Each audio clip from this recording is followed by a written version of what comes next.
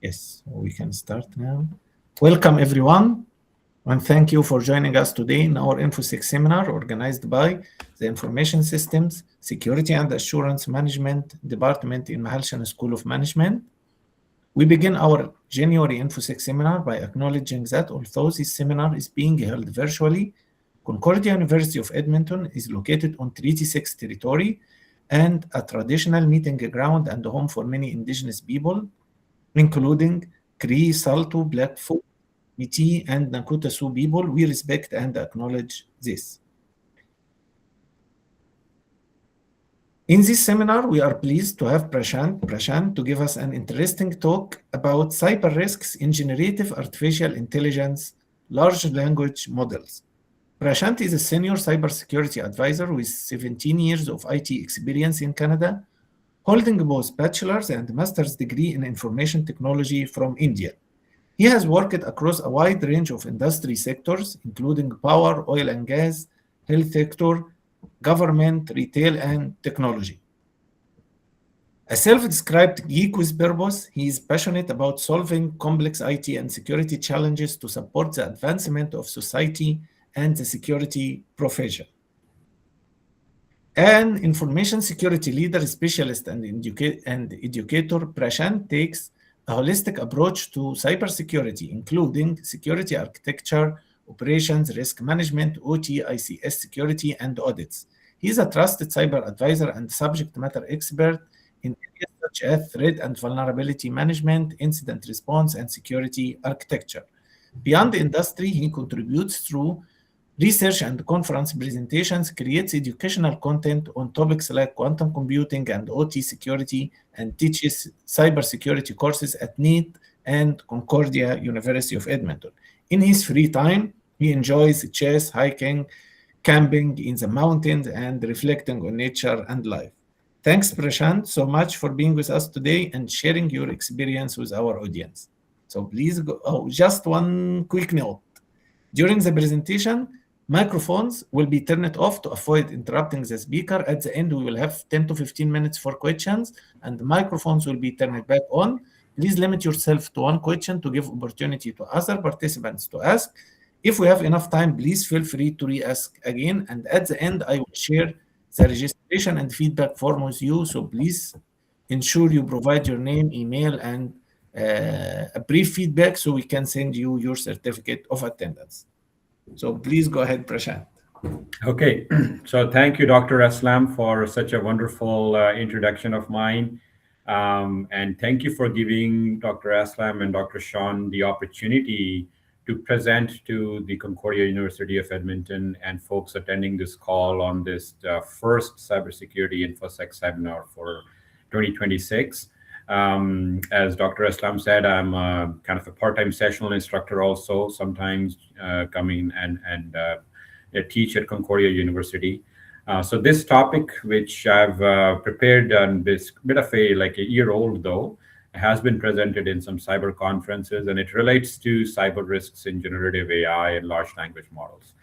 I mean, AI in a way is kind of beaten to death these days. Everybody talks about AI and what it is and what goes behind it. But this is my honest attempt in understanding this space, and even everybody is kind of stands on the shoulders of giants. I also stand on the shoulders of giants in terms of presenting on these cyber topics. So yeah, made this presentation. I'll kind of walk through it and maybe give another 5 or 10 minutes in the end for question and answers. And I would expect and hope that people can collaborate and contribute and maybe ask questions in the chat there. So let's make it more, lively and see how we can learn a bit about some of these honest efforts I've made in this space. So let's move on.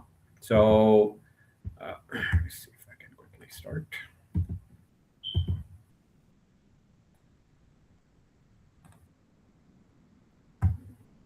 Give me a quick second. It should have gone ahead, but there you go. So the agenda of the talk today is around understanding generative AI. What's the emerging threat landscape in this space? Examples of misuse of generative AI, a generic large language model, and understanding of what a large language model looks like.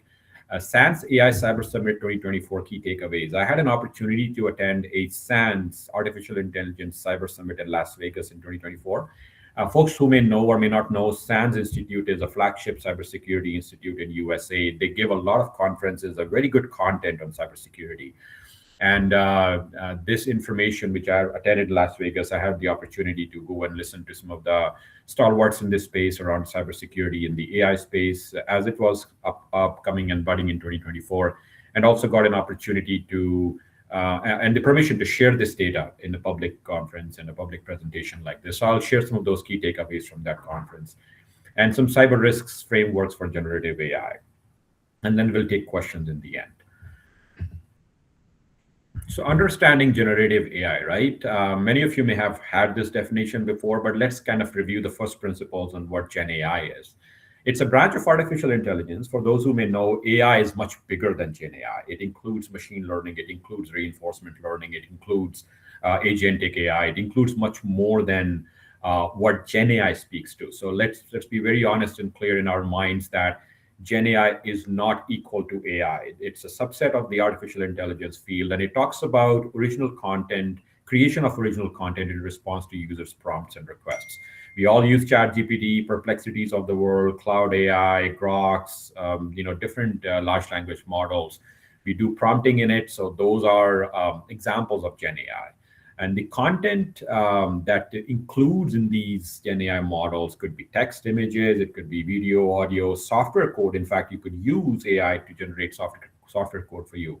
Now, keep that thought in mind, because I'll come later on and speak to how, in fact, we can use Gen AI to generate some shell code or some, cybersecurity exploits, which, in fact, has made this field so interesting that now the cost of getting into this field and creating exploits the bar has lowered down a lot. Those who are not even software coders or experts could actually create code and now use that. Some examples in this space around large language models, GPT-4. Now we are talking about GPT-5 also coming in this space on the large language model side. Text generation used by chatbots. A lot of chatbots are there in the industry. I don't have to preach the choir here. And no, they help out with customer service engagements, if you will. A lot of airline industry and many of the people use chatbots to support conversation as first customer service connection before a human can speak to, right? Code generation. So AI can write code snippets, complete functions, and even entire programs. In fact, I had an opportunity to use ChatGPT to generate a reverse shell. Those who probably know a bit about cybersecurity on the penetration testing side or not, you can Google it. You can generate exploits coming out from this. So I'm not a coder. I'm not an expert in coding by any means. I'm a systems guy ever been since I was in this space. But I could now use these models to generate me code, and I can test that on systems. So that's what generative AI is in a nutshell, and what capability it has. But again, it's a subfield of the overall artificial intelligence landscape. So emerging threat landscapes, what is coming down the pipe and why people use artificial intelligence for the good, bad, ugly, right? AI is a technology, and that's how I look at it. It is, you can use it just like flipping the coin for good or for bad purposes. AI is AI. How we use it is on our own as humans. And I'm always subscribed to the thought of human in the loop concept. Like AI, people can, think of it more like a Terminator or Matrix, right? AI can do AI from end to end. It can automate everything, and I don't want to be in the loop. But I subscribe to the thought, and I think in this current state of artificial intelligence or generative AI, more speaks to humans have to be in the loop. But AI can be used for disinformation, misinformation, and malinformation campaigns. There are three different definitions. You can all Google it, and they have very interesting connotation to what's a disinformation, what's a malinformation, and what's a misinformation campaigns. And AI is used in that purpose. It can be used for reconnaissance, those who know about penetration testing or red teaming in general, or hacking, the steps of hacking. You can use it for reconning, scanning content, scanning networks.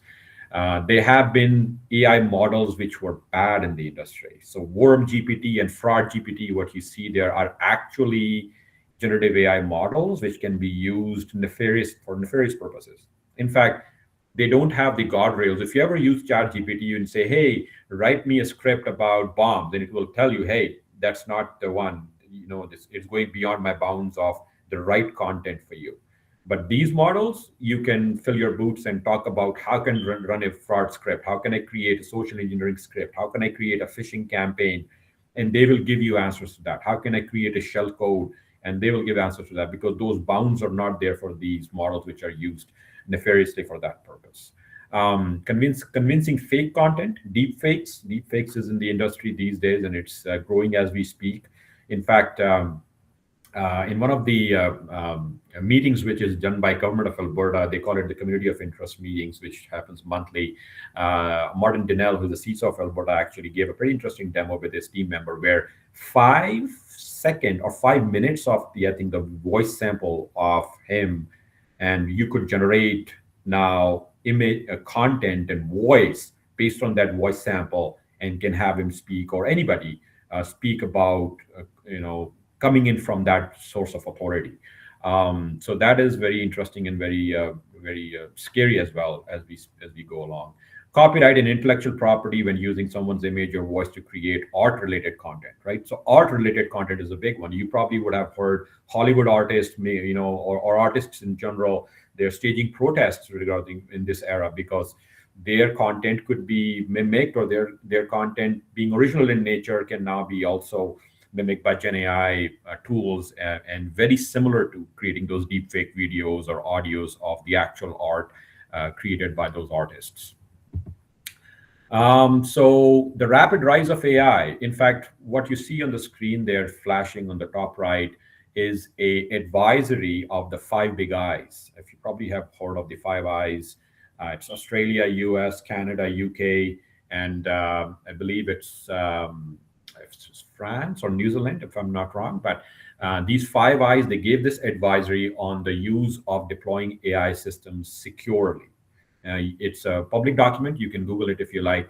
But they talk about key risks on when engaging with artificial intelligence: data poisoning, input validation, generative AI hallucination, privacy and intellectual property concerns, and model stealing. And in the interest of time, I won't go into too much detail on what these are, but these are very interesting themes of when you look at artificial intelligence on what could go wrong. Data poisoning is simply like garbage in, garbage out. We are all probably computer science students. We all know if you put a garbage into a computer machine or a program, you will get garbage out. So if you can create a bad data, a quality of data, put it into an AI model, it'll give you bad data out.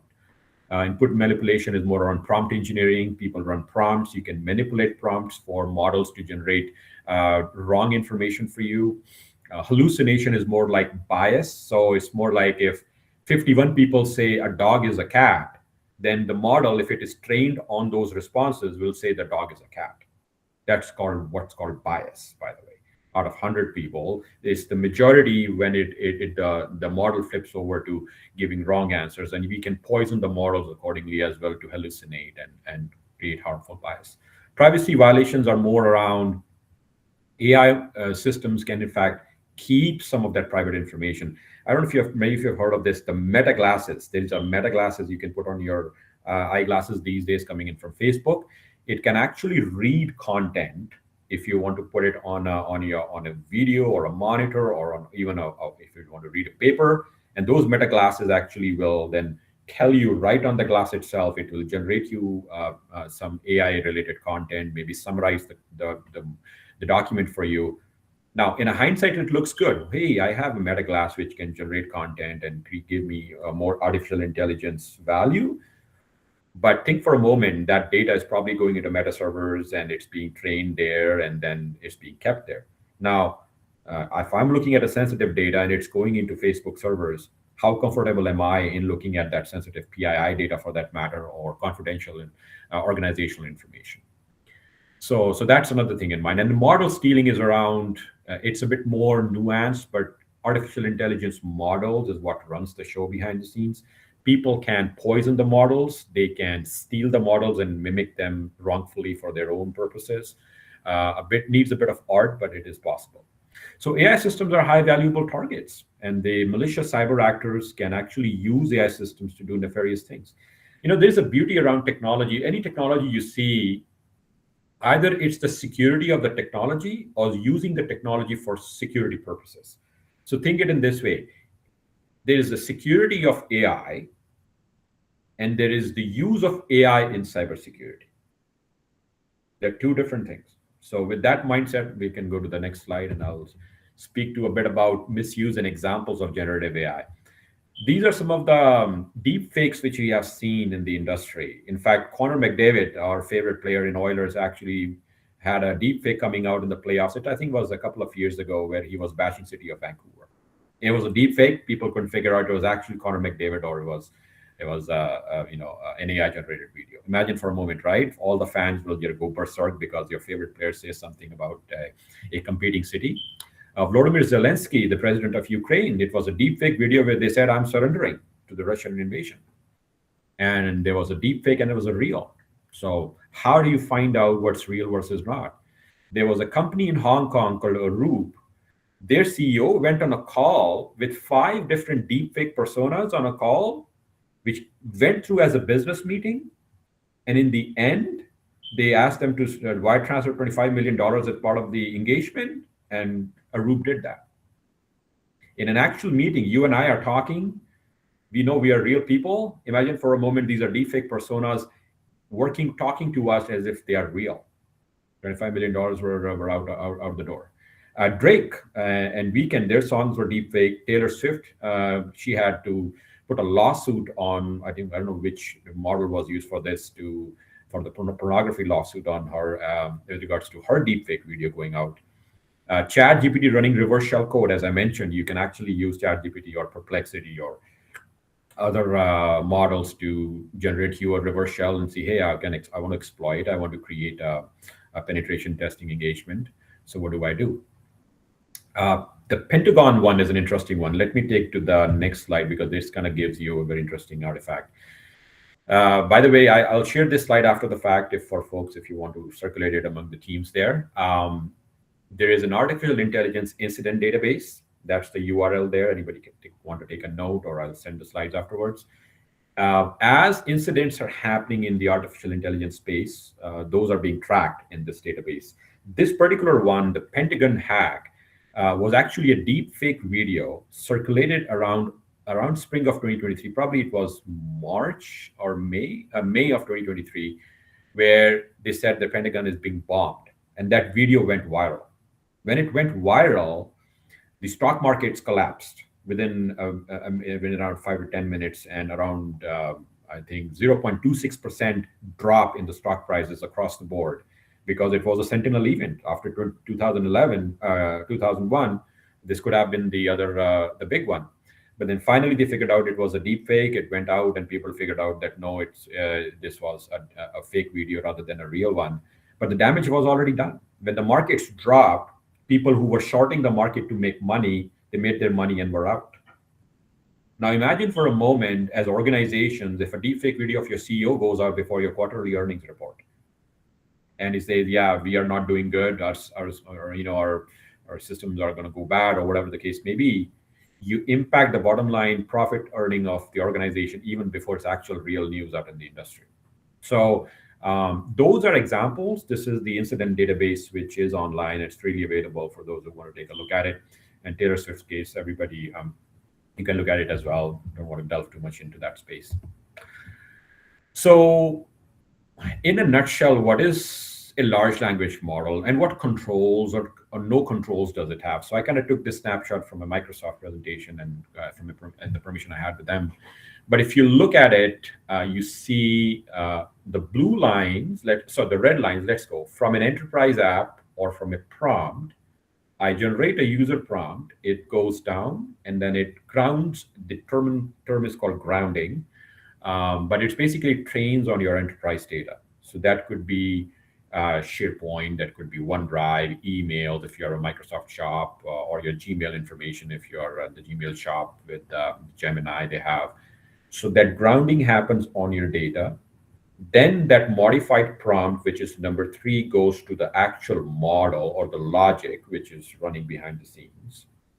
Then that runs its own generative AI queries and and predicts what's the next statement would be. By the way, the term is called tokens. They actually create tokens in the model itself. And then the LLM response comes in. Number four is the blue line, does a quick query or check with the information that the information being shared or the response coming is not totally out of whack with what the content, the enterprise content is, or the content in general, and then that data goes back to the user. So it's in a very nutshell how in normal generative AI, whether it's any AI model, would work in terms of their prompting, their grounding mechanism, the LLM model giving a response, and then going back to the user. Now, let's go to that SANS AI summit, which I had an opportunity to attend in Las Vegas. So what are some of the learnings I had in there? And I obviously took permission from SANS to reproduce it here in this presentation.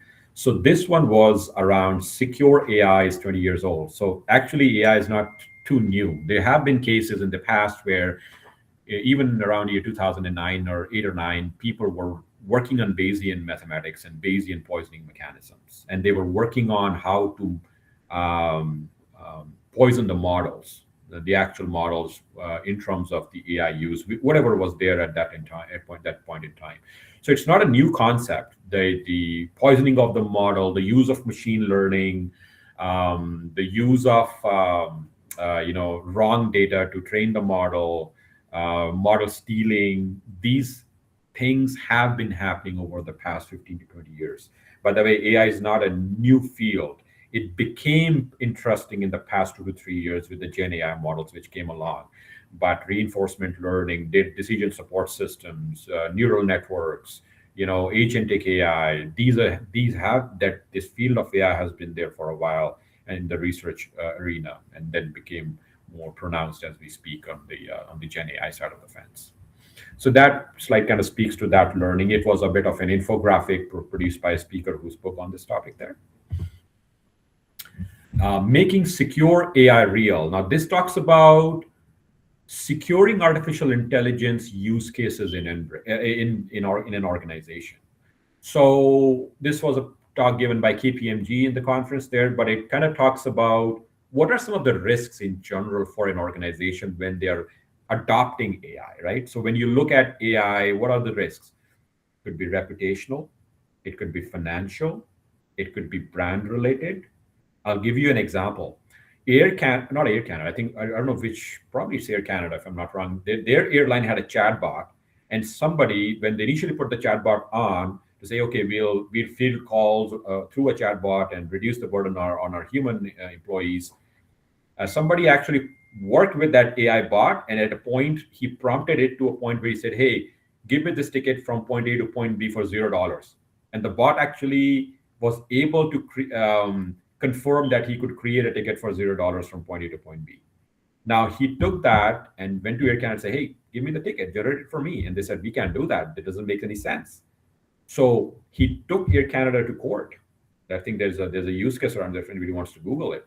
And the court suggested that, yeah, it's the airline, and you are susceptible and responsible for your chatbot being on your website. You can just associate yourself from your chatbot and say, hey, whatever information it gave, and we don't subscribe to that. So anyway, so bottom line, I think he got some free tickets for life or something, which is pretty interesting. Lawyers, there was a legal case in US where lawyers actually used ChatGPT and wanted, not ChatGPT, whatever I think chatbot, probably ChatGPT. They looked at reference files, or as they call it in the legal world, case files, and they used ChatGPT to use some of the case files to create a response to a case. And when it went to the judge, the defending prosecutor, they said, well, this is wrong information. There's no such case files in the legal system. And when they finally found out that was not the case, because they totally relied on the prosecutor actually totally relied on the use of ChatGPT and did not even verify the fact that they were using it to create response to an actual case. So they were reprimanded for that. I don't know if their license was revoked related to that content. So there is actual risks. So what this slide speaks to is around risks related to AI, and what could be an AI security journey, right? Like if you're in an organization, how do you imbibe AI in your environment? We in Enbridge try to do this as we speak, as I work for Enbridge as a cybersecurity advisor. So like, you can have an intake form, you can have a request form, you can have business owners or users requesting the use of AI, put in what use case they want to use it for, approve it through an AI ethics council or some kind of a governance mechanism, maybe create a team who will review it. You can have a team of legal experts, HR, privacy, cyber, IT, and can work together as those use cases come along. Create a bit of a risk questionnaire. What do I need to know in terms of AI? What are some of the risks I think are important in this space?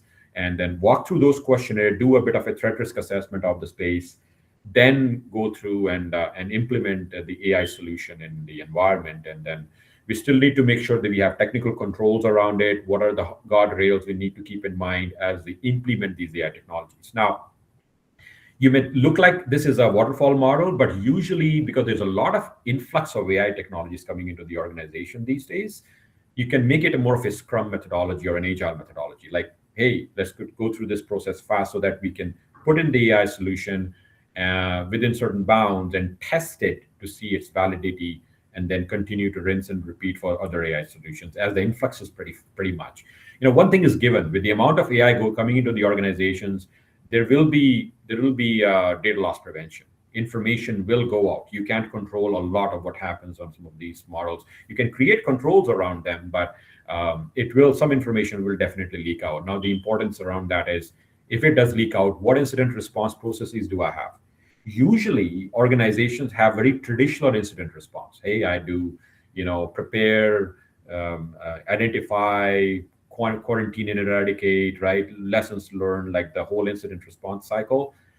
But with the use of or adoption of AI in the environment, how my incident response should change. What if tomorrow there is a deepfake video of my CEO which goes online? How am I going to respond to it? It's a legit case of impacting my bottom line. It could have a reputational impact, but it is not related to technology at all. There's no malware or virus which has hit the environment. It is just a deep fake of my CEO which has gone online. But it's a legit technology case where the AI has been nefariously used to, impact the organization. So those are the things we have to keep in mind. We have to make sure our response procedures adopt to those kind of scenarios as well. Okay, let's move on. The frontier of cybersecurity, defending against AI-based threats. So this one speaks to, in general, what we should worry about. This infographic in terms of the deep fakes, phishing emails. Now, people are using AI to create phishing emails. Imagine for a moment. In fact, there's a website called Hugging Face. If you want to Google that, you can create a free account, use Hugging Face, and start creating phishing emails, which are so original in nature with the use of AI. Even use voice snippets to create voice-based phishing samples with regards to it. And this kind of speaks around the rise of AI-based hacks, data breach, fraud, creation of exploit codes, phishing emails, which are so good now with the generation of AI deep fakes. Those are the things, and this era or gamut of risks are not traditional security risks. Now they are more at the data level. They're more at the social engineering level. They're more at deep fakes, which, as I mentioned, or let's say of a CEO, how are you going to respond to it from an incident response standpoint? But what you see, countermeasures like the little wave down there on the infographic, what can you do to try to contain some of these things or even prevent these things from happening? So access control, endpoint detection and response. Now, in the endpoint detection and response arena as well, some of these tools like CrowdStrike and others, they have now inbuilt AI into them. In fact, if I'm not wrong, Charlotte AI is the name of the AI capability within CrowdStrike, as an example, where you can interact with it and create detection rules in the EDR platform and go from there. Block phishing emails, fake websites. I'll give you an example in Enbridge. We try to block some AI-based websites if we don't recognize them. You could probably do some of that on the firewall side, or the perimeter controls there. Continuous scanning and patching. That's a given. Like any technology infrastructure, whether it's running AI model or otherwise, let's make sure it's up to date, patched, and those vulnerabilities are left to the minimum. And security awareness. Can't speak highly of it, right? We run tabletop exercises in Enbridge. In general, you can run tabletop exercise. Create a tabletop exercise of a deepfake video of your CEO, and then run through the motions of it. Bring your legal, bring your HR, ask them questions. What would be your role if this happened? What would be the role of the media? How to interact with them? What would be the role of our SOC team or our incident response team? What will the role of the lawyers if you have to go? If you have to pay out some money? What do we do there? So those are some of the examples to try to test your defenses and security awareness. You can always it is one of the only controls which seems to be a bit more mature in this space, because a lot of these is emerging as we go along in the AI space, right? Okay. This slide speaks to generative AI for digital forensics and incident response in the real world. So as I mentioned, that SANS conference I attended, this talk was given about DS4 and 6. This is a project where you can actually download this project. It's a virtual machine, I believe, and play with DFIR tools, digital forensics and incident response, and use AI to actually look at your forensic images, look at your incident response procedures, and gather out the artifacts from it and see how I can automate that process. Because DFIR field is so intense, manually going through those artifacts, IOCs, IOAs, etc., is pretty hard. So we can use AI to augment and support the use of the AI technologies in this space. So again, this is just a project which was online, DS4 and 6, which if you want to take a look at it, by all means, you can go ahead. OWASP Top 10 for large language models. I'm sure folks may have heard of OWASP Top 10 web vulnerabilities. It's a project. People look at it. They use those OWASP Top 10 web application vulnerabilities for figuring out what controls you have to put in around applications. There's in fact an OWASP Top 10 for AI. Go check out the OWASP Top 10 website, and you will get to know the controls from that perspective related to artificial intelligence. So let's go a little bit on that. So it talks about input validation, which is around prompt engineering, how the inputs going in are valid, right? Are they the right or the good inputs? I'm not calling out something as a bomb or something as something, and it corrects me and says, hey, that input is not required or allowed. So input validation, output handling. If the output comes out, it needs to be secure. Prompt injection, model theft, insecure plugin design, sensitive information disclosure, so supply chain vulnerabilities, etc. So I'm just giving you some feelers here. Again, you can use these feelers to dig deeper into the use of these technologies or these controls, like the OWASP Top 10 for large language models. And maybe I know Concordia does a bit of research as well in this space. Somebody could probably take it as a research topic and proceed forward and say, hey, how I can use these controls? What would they mean to me for any XYZ use case on the artificial intelligence side, right? So this is just a note to the fact that OWASP is working in the space on the AI side too. Rise of the machines. So as Aslam mentioned, I work for Enbridge. I work in the operational technology space. Those who may have heard this term, OT cybersecurity or industrial control systems. It's a whole world out there around cyber physical systems, how pipelines operate, how electrical grid works, how they can be hacked or how they can operate. Now, funny enough, it looks like, hey, AI is so new in the IT world. Are they even talking about the use of AI in the industrial control system and the operational technology space? And the answer is yes.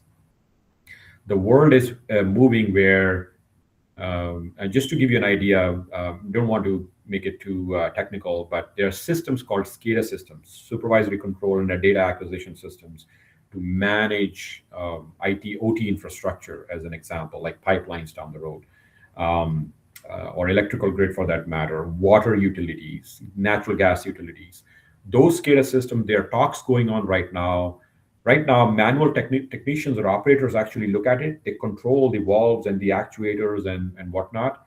can AI go in and predict or provide a configuration or a response to the technician and say, hey, you can create to this temperature to this set point and run this high pressure volume oil pipeline for that matter. Very interesting. There's still human in the loop. Now imagine for a moment if AI comes in and starts controlling your water supply, your electrical grid, your oil supply. Would anybody be concerned? I'm sure I'll be concerned. I'm an old school guy. I'm still an old school guy. I don't want AI to start controlling electricity grid at minus 30 degrees centigrade in winter for Alberta. But those discussions are happening. In fact, at the space around pipelines, compressor stations, etc. So this is about, if ever this goes more deeper and deeper and AI continues to take over, this will be interesting. In fact, there is a flagship conference in Edmonton, and I'll call it out in this presentation here. It's called the Upper Bound. Go check it out. It's Upper Bound. It's run by Alberta Machine Learning Institute, AMI. It happens in Edmonton. Edmonton, if you know, is one of the known cities in the world in terms of AI research because of the University of Alberta and the kind of research they do in this space. Upper Bound has been running for the past 3 or 4 years, if I'm not mistaken. It's a flagship AI conference. Go check it out. Happens in Edmonton. They talk about some of these use cases of AI in OT, IoT environment, the use case of AI for reinforcement learning, the use of AI for agentic purposes. I don't know if people have heard about agentic AI. Agentic is around, imagine I'm doing my work, I'm a cyber advisor. If I could create an AI agent which trains on how I do my work and then replaces me to a certain extent. So then I could say, hey, take over my work for tomorrow because I'm off, and continue dealing with some use cases or things you need to know. This is just me trying to give you a feeler of what an agentic AI looks like. So those discussions are happening. Creating agents of your personas. Your professors are there as students. Imagine if you're creating an agent of a professor and your day-to-day tasks, and you train it on the documents you work on, and then it takes over and does a bit of it. It may not be perfect, but it takes over some of those conversations and teaching methods for that matter. So the world is going far out into the space of the use of AI in terms of agents, reinforcement learning, etc. NIST AI Risk Management Framework. This is another public resource which you would like to take a look at again. It is a risk management framework. It is published by National Institute of Standards and Technology from US. And I think they went full-blown around January 2026, 2023. There are some, maybe another version which might have come up. You can take a look at it for those who are in the audit space or in the GRC space here in terms of learning or teaching in CUE or otherwise. Using NIST AI framework, we can kind of create more governance around the AI adoption in the organization. I'm not an expert in this framework. I haven't read it end to end, but I know that this resource exists and it is available for use for folks who would like to take value out, take benefit of it. MITRE's attack framework for AI is called the Atlas framework. Not sure if anybody know what MITRE is. MITRE is an organization, non-for-profit organization funded by the US government. They have the attack methodology, ATT and CK, which is, there are versions of it. There's an enterprise version, there is an ICS version, there's a mobile version of MITRE attack framework. Now there is an AI version of it. You can actually go into the MITRE framework. This could be another good topic of research if anybody wants to take it forward. Look at the MITRE attack framework. Look at some of the methods, the techniques, tactics, and procedures in regards to the use of AI, and then see how it can be used and what can go wrong, either with AI itself, like if you have a model poisoning, input validation problem, etc., and then use those techniques and see how I can do bad consequences. If you look at the extreme right, it shows you the impact of what would happen from left to right there.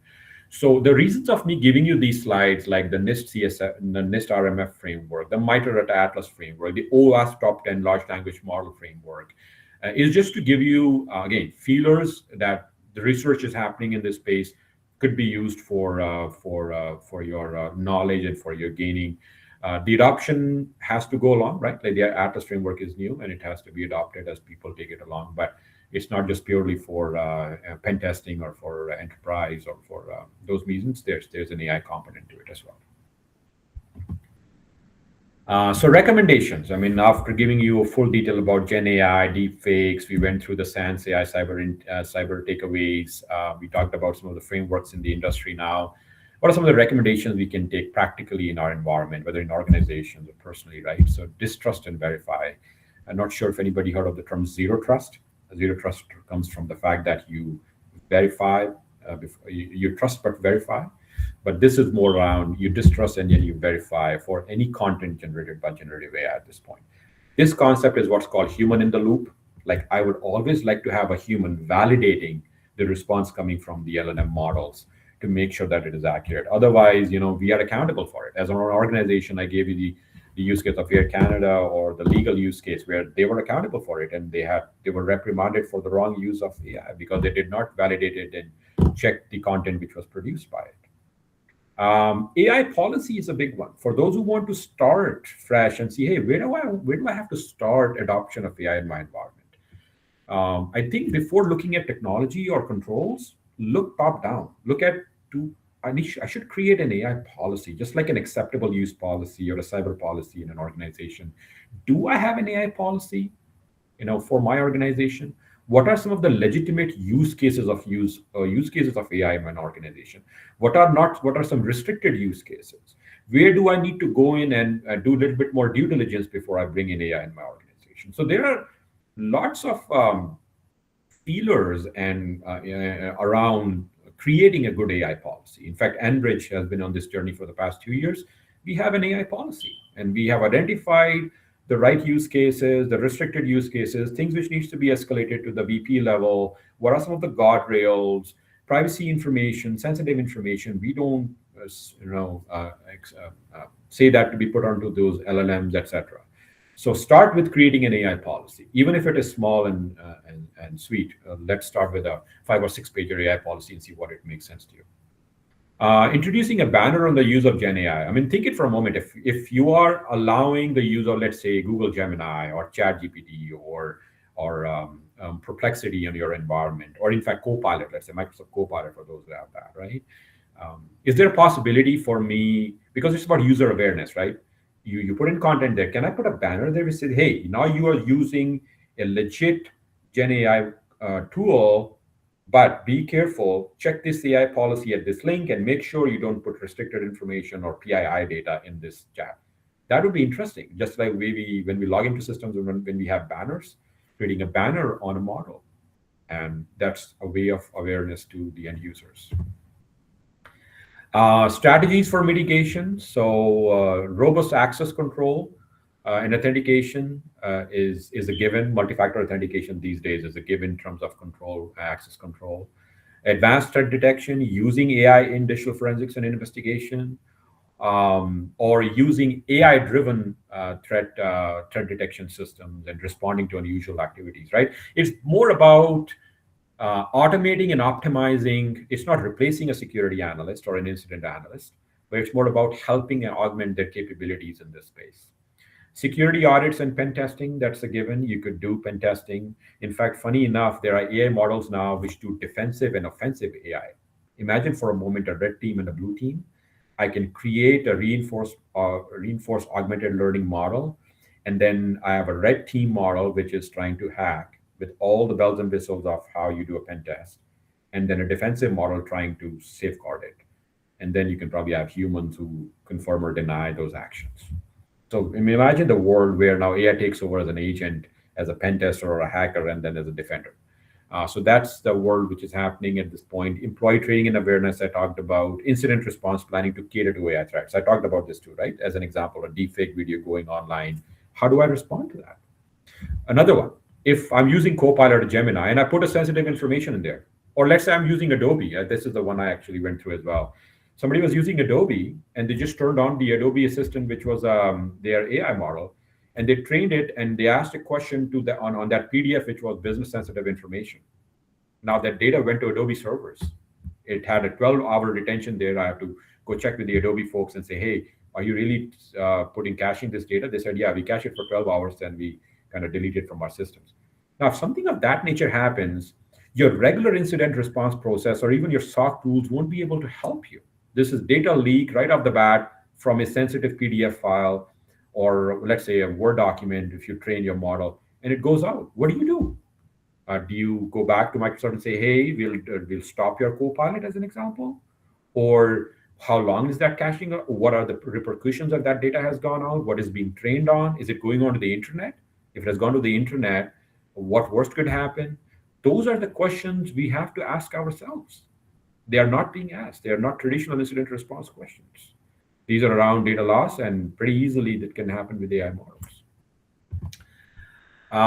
So yeah, I'll stop there. These are some references I got for this presentation when I had prepared it, and I think I'm pretty much good with it. This is my coordinates. If anybody wants to connect me over LinkedIn or email me, and there's a YXX Slack channel as well. Don't know, not sure if anybody or folks know on this call, but it's an Edmonton Slack channel if people hang out there and talk about things. And then I have a GitHub page as well. So happy to take questions. I think we have 10 minutes or 11 minutes left at the end of this presentation. So hopefully you got something out of this conversation, but have you taken questions? Thanks so much, Prashant, for this very interesting talk. So before we take questions, I just want to remind you to provide your name, email address, and the brief feedback so we can send you your certificate of attendance. I will open the mics now.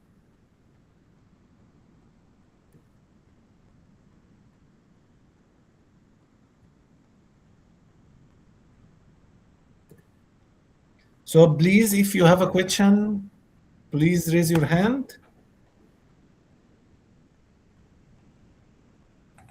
Any questions?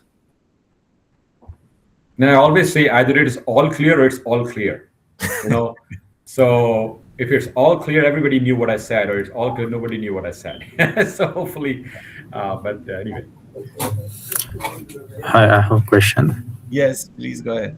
Hi, my name is Saket. I'm in risk assessment or risk management field, basically, and would like to ask more about how we can improve AI risk management framework on top of the existing, companies' cybersecurity framework like NIST or with ISO. So you mentioned about creating a questionnaire, but what I faced is that they are usually more, case-to-case basis. They are different. The use case of AI in existing softwares, for example. So how can we implement that? So Saket, again, a good question. I think, again, so one thing is, yes, definitely creating a questionnaire is a good approach, but you are right, questionnaires may not be generic to AI. They have to be specific to some of the use cases. This is where I would always suggest first thing is to ensure that the organization you are assessing should have an AI policy. And when they have that AI policy, it will speak to some of the, as I said, the use cases, the restricted use cases, or the allowed use cases. And based on then you can tailor some of those questionnaires to, hey, if it is related to healthcare organization, let's say for that matter, then you create a question and say, hey, do you have health information which is going out or being put into this model? What are the guardrails around the use of health information if it is being done? So I wouldn't say there is a one size fit all answer to every AI related questionnaire. It has to be definitely a little bit tailored to the use case you are having. But at the same time, I would also suggest if you have a control library, like sometimes people have cybersecurity control libraries where they also assess organizations. For example, access control, patching, vulnerability management, threat intel, right? SSO. So those standard controls, cyber controls, you can augment that control library with some AI-related controls with regards to the AI infrastructure. So one is the data side. Am I putting PII data, sensitive data? That is specific to a use case. Some use cases may not have it. Some use cases may have it. But if you're using, let's say, Microsoft Co-Pilot as an example in an organization, then you can talk about it and say, hey, does your Copilot, is its tenancy within the Azure environment? Do we have access to it? Do we have a private tenant? Is our data going out? How is that model being trained, as an example? So those are examples. I mean, in general, I gave you the risk, right? Input validation, data modeling, data poisoning, etc.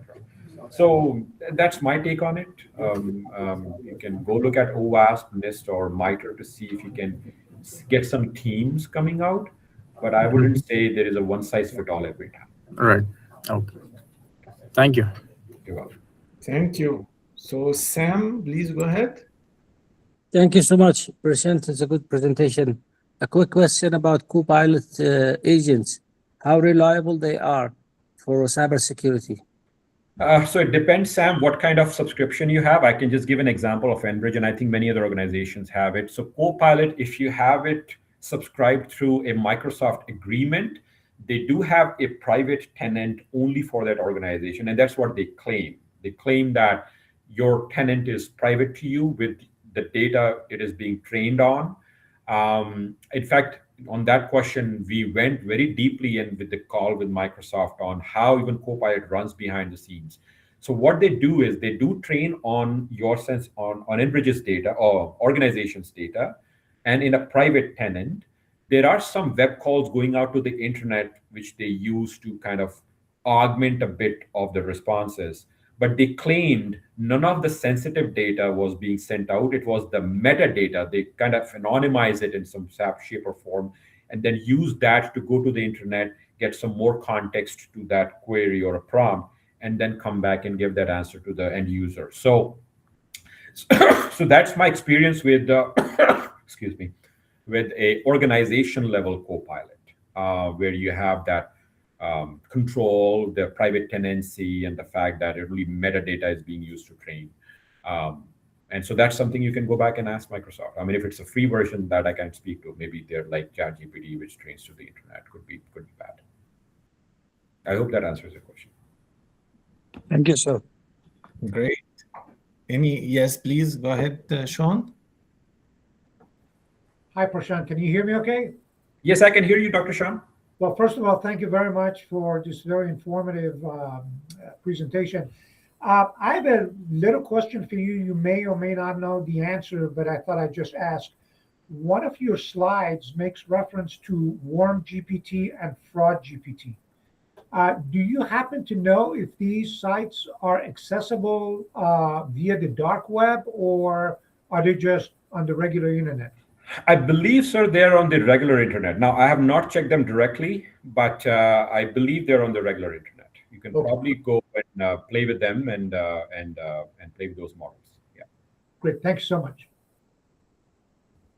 Great. Any more questions? Any more questions?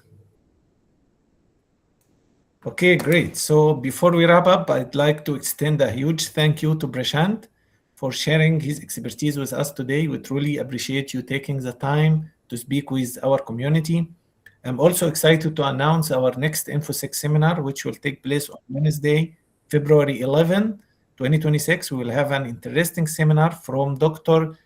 Mengxiang Liu, who will talk with us about enhancing the cyber resilience of DER-based smart grid. We look forward to seeing you next time. Have a great rest of your day. Thank you very much. Thank you.